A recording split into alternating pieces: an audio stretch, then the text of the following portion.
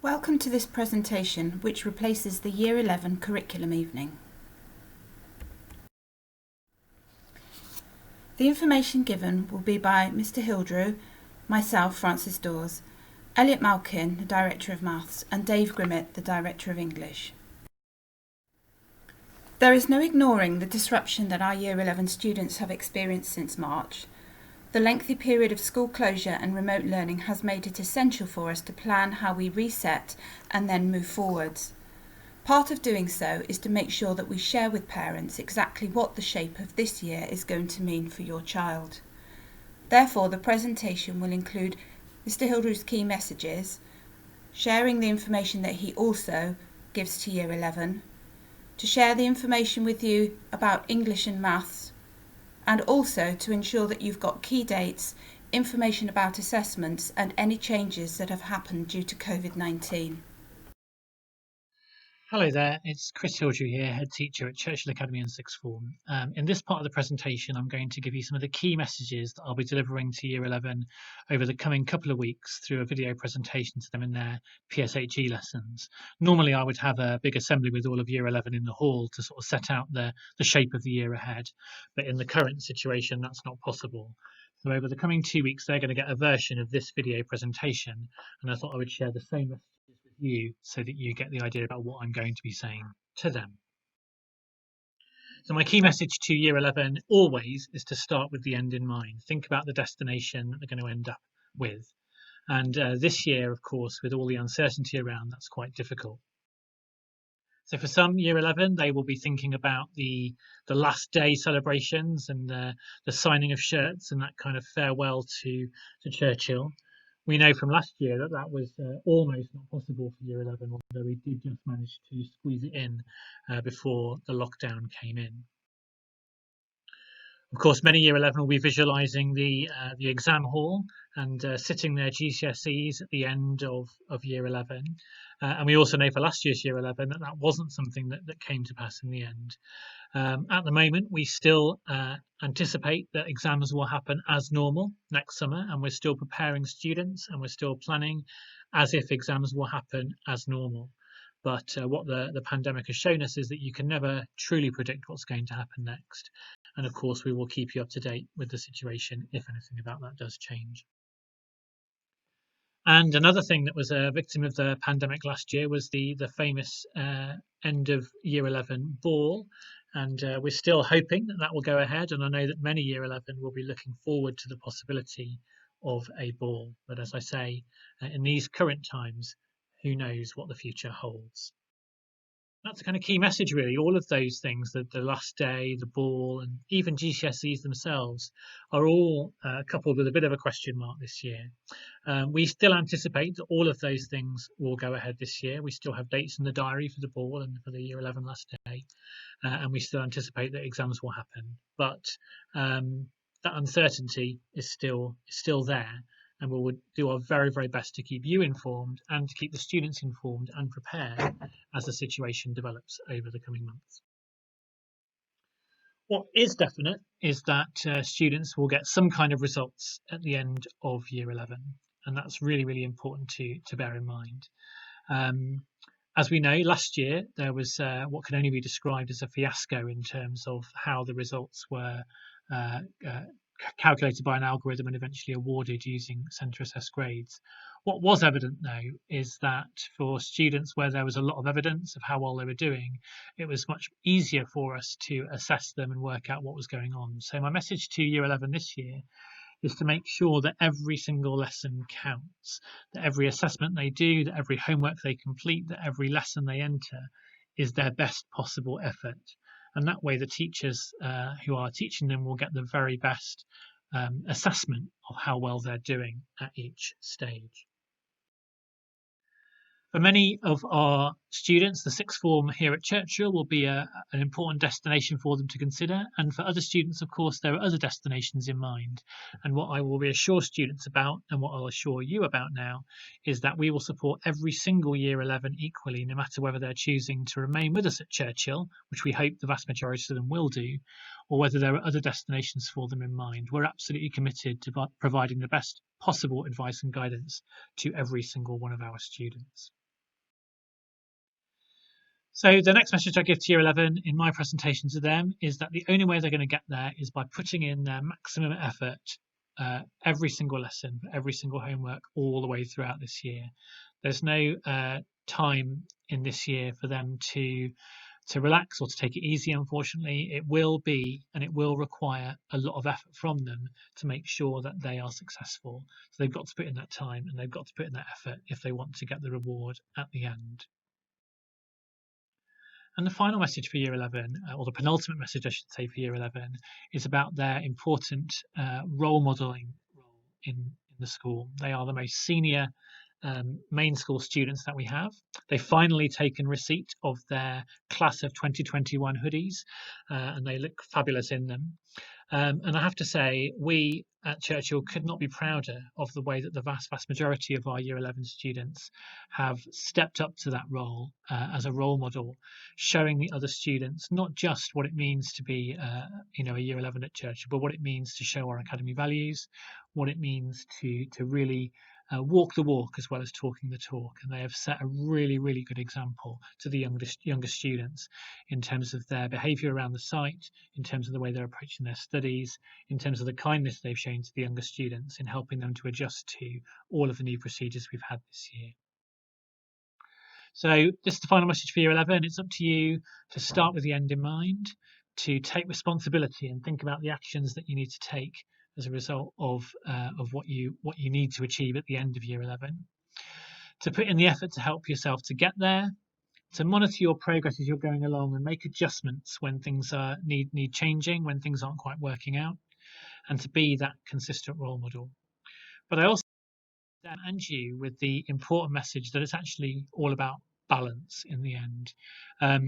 We see two types of underachievement in students. We see students who underachieve because they don't work hard enough. But we also see underachievement from students who put so much pressure on themselves that they're working every single minute that they have available, and they actually end up burning out and underachieving because they haven't given themselves the best opportunity of success. So for us, it's really important to keep that dialogue open about monitoring how the students are doing emotionally and mentally, as well as academically, and making sure that we are at school are putting just the right amount of pressure on them to get the best possible results, but equally keeping all things in balance, keeping hold of their extracurricular activities, making sure they've got downtime and time for relaxation, making time that they're getting enough physical exercise and fresh air and so on and so forth, so that you can keep that all important sense of balance. So as I say, those are the key messages that we'll be giving to Year 11 over the coming weeks through their PSHE classes. And I'm going to hand over to colleagues now who'll run through the rest of the Year 11 information evening presentation with you. Hi, my name is Elliot Malkin and I am the Director of Maths at Churchill Academy. Our Year 11 curriculum builds on all of the maths that students have learned in Years 7 to 10. We have a few more topics to teach, but after Christmas, the majority of the time in the classroom is given to revision and practicing exam technique. As part of this, students sit 3 additional mock papers on top of the paper sat as part of their full mock week. After each paper, we guide students to reflect on their performance, improve on their weaknesses, and perform better on each subsequent paper, right up until the actual exam. Our GCSE exam board is AQA. The final exam consists of 3 90-minute papers, 1 non-calculator paper and then 2 calculator papers. These exams are tiered. Students study for either the higher or foundation tier, depending on where we believe they will achieve the greatest success. After Year 10, students should already know which tier they are studying for.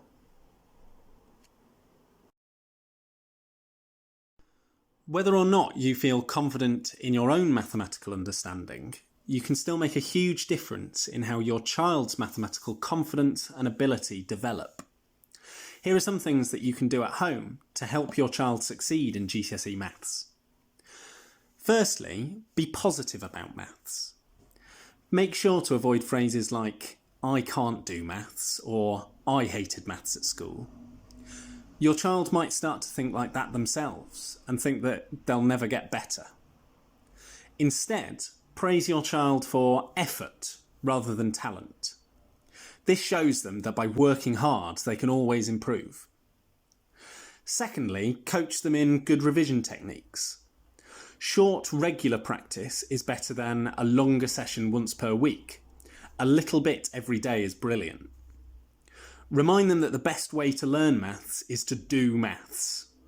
Working on practice questions and getting their brains working is much more effective than copying out loads of notes. Encourage them to reflect on their mistakes and to ask questions of their teachers about the things that they don't understand. Thirdly, direct them to good revision resources. Hegarty Maths is a fantastic website that enables students to learn independently. Corbett Maths provides quick practice that students can do every day, and Maths Genie provides selections of GCSE questions. More information and links to these resources can be found in our curriculum booklet. To finish off, I want to look to the future. A good way to motivate students to work for their GCSEs is to encourage them to think about what they want to do next, so that they have a goal to work towards. At Churchill Sixth Form, we have 3 options for students who want to study maths. Those are A-level maths, A-level further maths, and core maths, which is a qualification that students take alongside their 3 A-level choices, and which is designed to support the maths that's involved in other subjects like geography, psychology, technology, and the sciences. At the moment, over 2/3 of our sixth formers are studying some form of maths. So good luck this year. As I've said, refer to our curriculum booklet for some more information, and do get in touch if you need anything else. Thank you.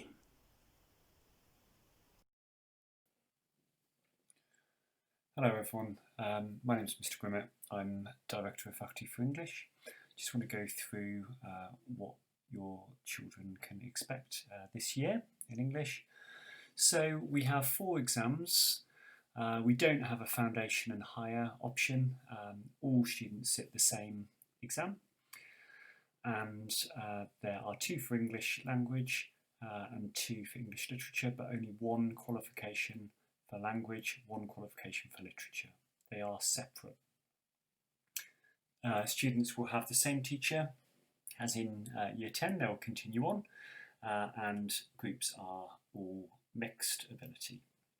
The speaking assessment, this doesn't contribute to the final grade, there's no percentage with it, but we do still ask students to do a presentation, and they will receive a separate certificate, be that a distinction, a merit, a pass, or a fail, based on how they've done.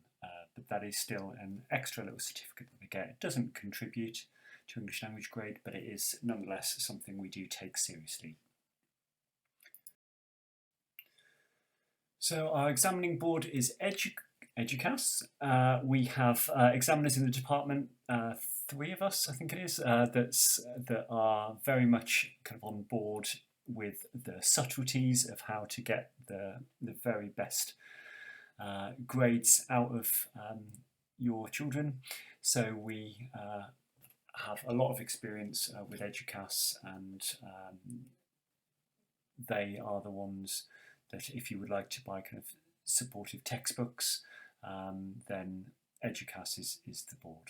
Or if you're looking for anything online to do with the exams at all, Educas are the board. There is no coursework for English. The exams count for 100%. There are 4 main exams. Language is made up of 2, a fiction paper, where students will have a short story to answer some comprehension questions on, then they will write a short story of their own. And the second language exam, there is a non-fiction paper, so they will face a couple of real-life articles, and they will have some comprehension questions on them. Then they will have 2 non-fiction pieces of writing to do, be that a persuasive piece, an advice piece, depending on what the examiners choose. We prepare them fully for that. The literature exams, you may have seen on or heard on the news about the option to drop a certain component because of timing and because of the COVID lockdown. Literature exam 1 continues to be Romeo and Juliet, which is what we are teaching students at the moment at the start of Year 11, and they will also be tested on their Inspector Calls Blood Brothers text, which they did in Year 10. The second exam, we've been asked by the board to choose two even of three possible options. We are going to proceed with A Christmas Carol, which students will be taught around Christmas time, and Unseen Poetry, which they did a little bit of in Year 10 and will do more of in Year 11. The anthology module is the one we've decided to drop. Now, students did do 8 or 9 poems, so about half the anthology in Year 10. So we appreciate this time has been spent where they've studied some of these poems, but they will no longer need them. However, you may say, okay, that might have been a bit of a waste of their time. I would certainly argue it wasn't a waste of their time, because all those analysis skills that we've been teaching them over those particular poems, that will come in very handy in the Unseen Poetry unit still. Our reason for dropping anthology above A Christmas Carol and Unseen Poetry is that anthology is, we believe, the toughest exam. Students historically have scored less marks on that particular component than others, and they are required to hold 18 poems kind of in their head going into that exam, and the main quotes of them, and it is particularly tough. So if given the choice, we think A Christmas Carol is something more accessible text, and that students traditionally do better on. That is our reasoning. How can you help at home? Students would be well placed to have their own copy of Romeo and Juliet, Christmas Carol, Inspector Calls Blood Brothers, so that they can make their own notes. And also York Notes is a great support revision guide, which again, available at eBay and Amazon to accompany those main texts. It would be worth investing in that. And also, just to let you know, all the Year 11 students have a ring-bound workbook which has everything in it that we deem important. Mark schemes, past papers, knowledge organisers with all the key quotes and things on, guidelines to the different units, and so on. We're currently doing an audit of anyone who's missing one of these important workbooks in Year 11. There are a handful, and we'll be issuing replacements. That's about it, really. If anyone wants to speak to me or find out more about anything to do with Year 11, I'd be more than happy to respond. My email address is dhg@churchill-academy.org. Thank you, everyone.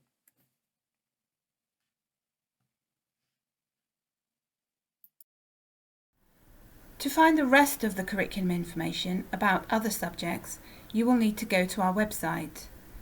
To find the curriculum booklet for Year 11, you will need to go to the Information tab on the website, select Curriculum from the drop-down menu, and there you will find the curriculum booklet, which has details of topics, issues and approaches covered in each course, which exam board we use, and details of assessments for this year and any recommended revision guides or books.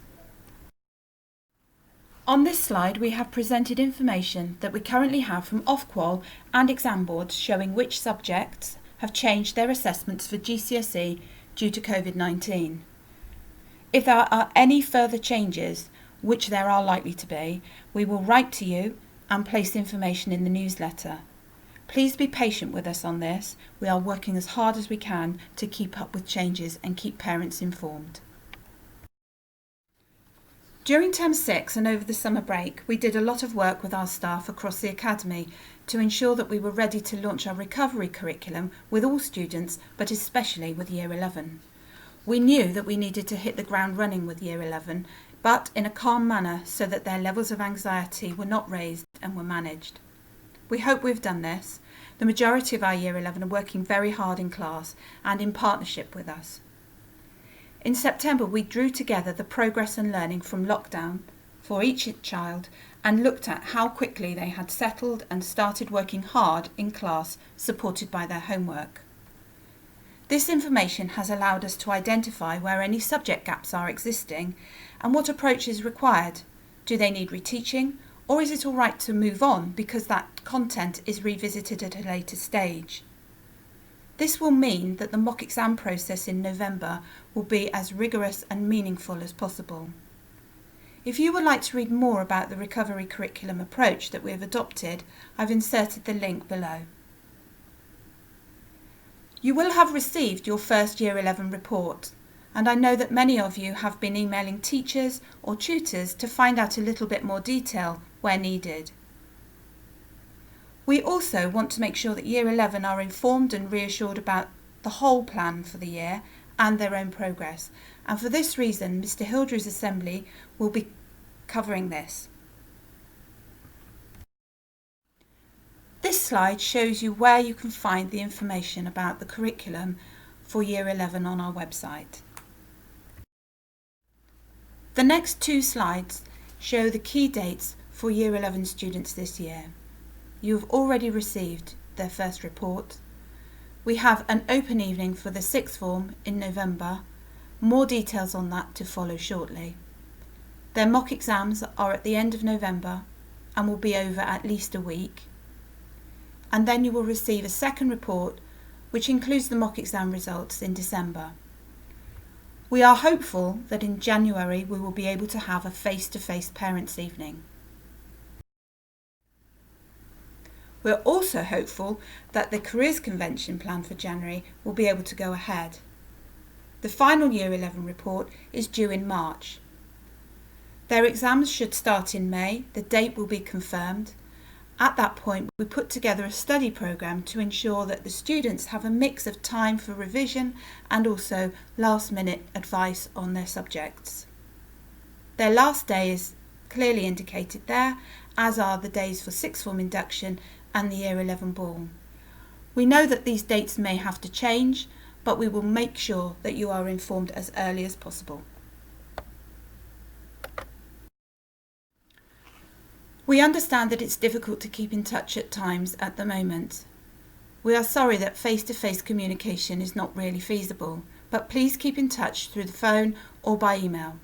Can I remind you that your first point of contact is your child's tutor, but you can also contact teachers directly through Insight. During lockdown, we updated all of our healthcare plans, but if you think that we missed your child's or you think that your child needs a different healthcare plan, please contact Matron on the email address below. And that ends our presentation. If you have any further concerns or questions, I'm very happy to take these by email. Thank you.